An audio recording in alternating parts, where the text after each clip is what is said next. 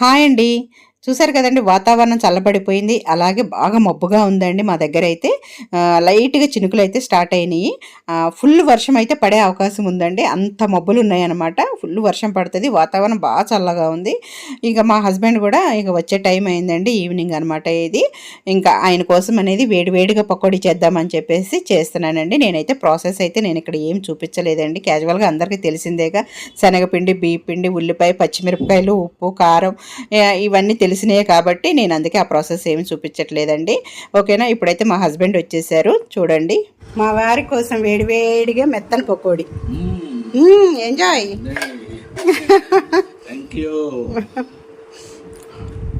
ఇప్పుడే వచ్చారండి బయటికి వెళ్ళి, అందుకని వేడివేడిగా పకోడీ చేశాను అనమాట. బాగున్నాయా? ఓకే.